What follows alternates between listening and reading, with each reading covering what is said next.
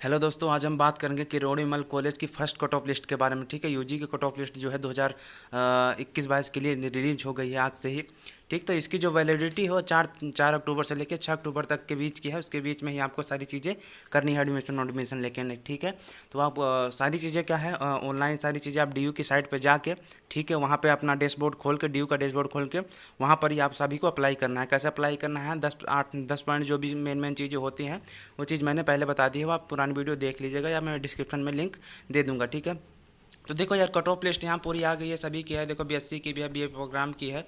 ठीक है, हाँ देखो यहाँ बीए प्रोग्राम की है। अगर आप बीए प्रोग्राम में एडमिशन लेना चाहते हैं तो यहाँ देख सकते हैं, इसका स्क्रीनशॉट ले सकते हैं जहाँ पर भी। हाँ ठीक है, उसकी स्क्रीनशॉट लेके इसका रख लीजिए। ठीक है, यहाँ पे देख सकते हैं बीएससी के लिए भी है, केमिस्ट्री, मैथमेटिक्स और स्टैटिक्स, मैथमेटिक्स है, बॉटनी है, केमिस्ट्री है, फिजिक्स है। ठीक है, बहुत सारी चीज़ें हैं यहाँ पे, काफ़ी चीज़ें हैं। इसका भी अगर आप स्क्रीनशॉट लेना चाहते हैं तो इसका भी स्क्रीनशॉट ले सकते हैं।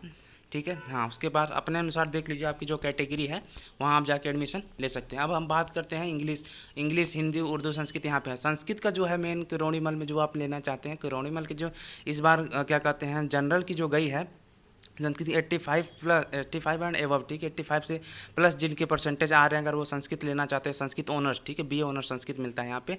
यहाँ पे आपको संस्कृत के, देखो संस्कृत 3 साल पढ़ाई जाती है ग्रेजुएशन में। अभी 4 साल का कोर्स मतलब क्या कहते हैं, डीयू में चालू नहीं हुआ, अगले साल से होगा 2022 से।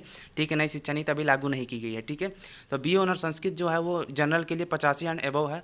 क्या कहते हैं, कुछ लोगों का क्या कहते हैं, यही पूछते हैं क्या सर संस्कृति पढ़ाई जाती है पूरी। देखो यार, लिटरेचर होता है, गद्य होता है, पद्य होता है। ठीक है, उसके बाद व्याकरण होता है।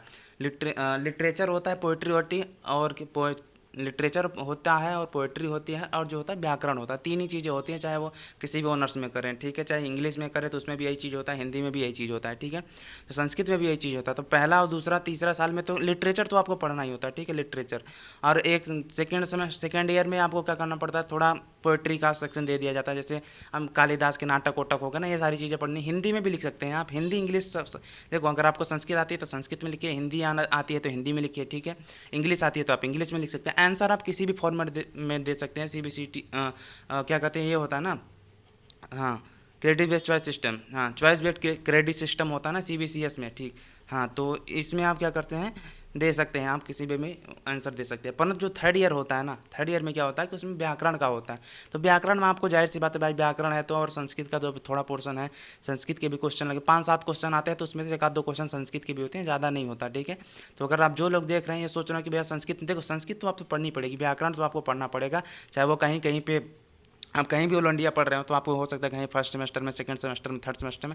परंतु दिल्ली यूनिवर्सिटी का ये है कि दिल्ली यूनिवर्सिटी में पहले आपको लिटरेचर पढ़ाया जाता है, फिर पोइट्री पढ़ाई जाती है, उसके बाद व्याकरण पढ़ाया जाता है। क्यों? क्योंकि मान लीजिए आपने 10वीं में पढ़ी होगी, फिर आपने 12वीं में मान लीजिए साइंस ले रखा है। ठीक है, वैसे भी एडमिशन के लिए, क्योंकि 10वीं या 12वीं में आपको साइंस मतलब संस्कृत पढ़ा होगा तभी एडमिशन देते हैं अधिकतर जगह। पहले तो कोई कॉलेज जो थे दे भी देते थे, पर अब जो कॉलेज चल रहे हैं ना उसमें मांगते हैं कि भाई आप क्या कहते हैं 10 या 12वीं में संस्कृत पढ़ रखे होंगे तभी आपका एडमिशन होगा। ठीक है, तो हाँ तो ये विशेष ध्यान होगा, जो मेन चीज़ें हो गई इस चीज़ पे विशेष ध्यान दीजिएगा। ठीक है, और इस बार सारी चीज़ें ऑनलाइन हो रही तो आपको क्या करना पड़ेगा, दिल्ली यूनिवर्सिटी के साइट पे जाके वहाँ डैशबोर्ड ओपन करके वहीं से सारी चीज़ें अप्लाई करनी होंगी, सारी चीज़ें भरनी होंगी, डॉक्यूमेंट ऑनलाइन भेजना होगा, फिर वेरीफाई करके डॉक्यूमेंट आपको कॉलेज मेल कर देगा। ठीक है, जो भी दिक्कत होगी वो मेल कर देगा आपको।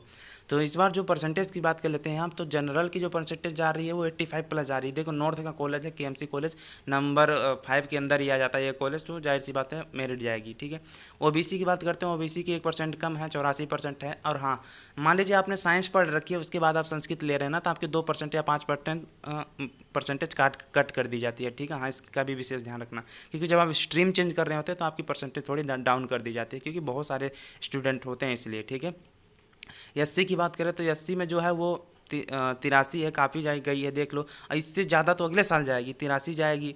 ठीक है, और एसटी की बात करें तो एसटी की जो परसेंटेज गई है संस्कृत के ऑनर्स की वो 82 गई है, पीडब्ल्यूडी की भी 82 गई है, ईडब्ल्यूएस की 84 गई है। ठीक है, हाँ और ये केएम परसेंटेज लिखा हुआ कुछ 82, ये तो मुझे ध्यान नहीं आ रहा क्या होता है ये। ठीक है, मेन तो जनरल ओबीसी एसटी एसटी के जो है 1-1 परसेंटेज के 85। देखो नॉर्थ में जो कॉलेज हैं सबकी ऐसे ही जाएगी, ठीक है, बहुत कम, लास्ट जब चौथी पाँचवीं तक जाते जाते 70 60 65 के नीचे जाती है, वरना शुरुआत में जो नॉर्थ कॉलेज होते हैं वो हाई निकालते हैं। ठीक है, क्या कहते हैं, बात करते हैं, क्योंकि अधिकतर देखो जो इस बार पेपर हुए हैं ऑनलाइन हुए हैं, तो परसेंटेज बहुत ज़्यादा बढ़ी है।